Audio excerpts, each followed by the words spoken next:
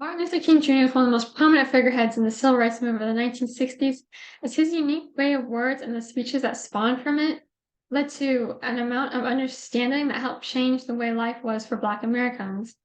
That's why there was such an outcry upon his assassination. Robert F. Kennedy, he knew he had to address this, as he knew the work that had laid down by the man was important for the country's future.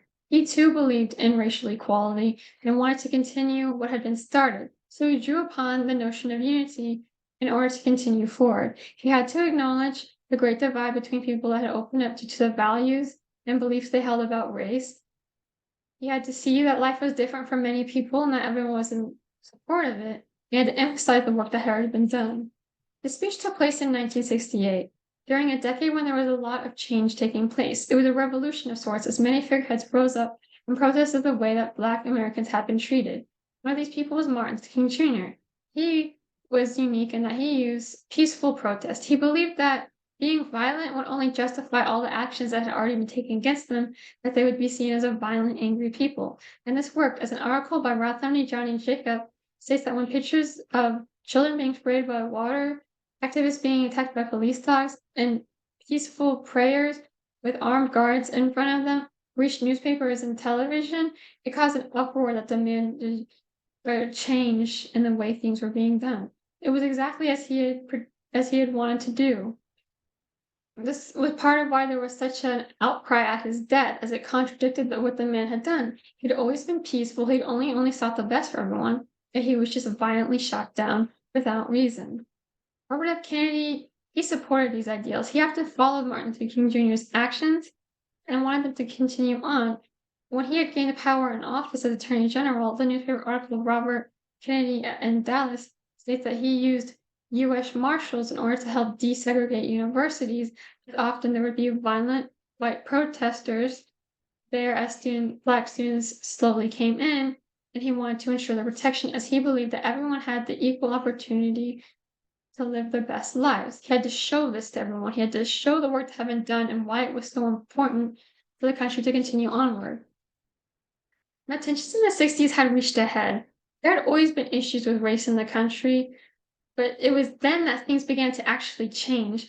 Black Americans had actually come into a lot of rights and protections, as the article by Rothamni, Johnny, and Jacobs mentioned before states that the Civil Rights Act of 1964 presented discrimination on race for jobs.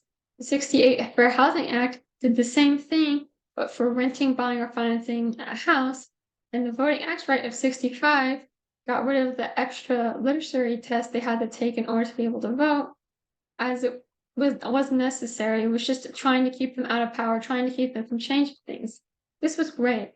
It was as though Black Americans were finally gaining equal standing in the country, as though they could finally begin to lead better lives.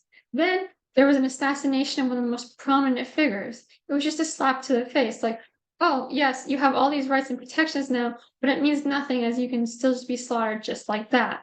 That's what they were feeling. That's the sentiment that was coming out. Robert F. Kennedy had to assure them that it was not going to be the case. He also had to acknowledge the white Americans. White Americans were split into the North and the South. As a dictionary called Jim Crow Laws by Cosmo Morgan explains that in the 1880s and 90s, most northern states rushed to pass a sort of civil rights act for themselves if they didn't already have them, as they were far more accepting of Black Americans. They weren't so much bothered by all the rights that they were getting and how the country was changing. Of course, not everyone was going to support them, but it was the Northerners were not so much opposed or violent as the Southerners were. As the same article states that the South believed in the separate but equal doctrine, which came from Plessy v. Ferguson. This was a case in which a Black man had sat in the white carriage part of a train, and the Supreme Court had ruled that that was legal, so well as the separate facilities were equal. Of course, they were never equal, as whites always had it best and Blacks always had it worst. But Southerners thought that that was the way things had to be. They thought that was the way of life. In fact, they had to send in the law, like the National Guard, in order to even get them to change anything. That was how violently they were opposed to, and how happy they would have been to go back to the way things were before. Robert F. Kennedy had to show them that it wasn't the right way for the country to progress. To do that, he had to overcome the values and beliefs that had been instilled in people. See, A lot of white Americans believed Black Americans just weren't human beings and didn't treat them with justice. As a book review, Picking Strange Fruit by Malcolm Pelcom states, there was an anti-lynching campaign by the NAACP, a civil rights organization, but it still hadn't been enough, as Mark Charles Parker was lynched in 1959 and three civil rights workers had been shot in 1964 and buried beneath a dam. They weren't doing anything wrong. They were just living their rights, but a lot of white Americans felt they had the right to take them. And of course, they'd make up excuses. They'd find a way to justify it, but it really meant nothing. They were just trying to enforce their doctrine. This had caused a lack of faith in the justice system, as Black people could just be murdered and nothing would happen because of it. And here you had prominent Black American killed by a white man. But Robert F. Kennedy, he had to come in, reassure them this wasn't going to be the case anymore, it wasn't going to be standard. And he understood their pain, as his brother, John F. Kennedy, had been assassinated too by a white man. But violence was not going to be the way to go.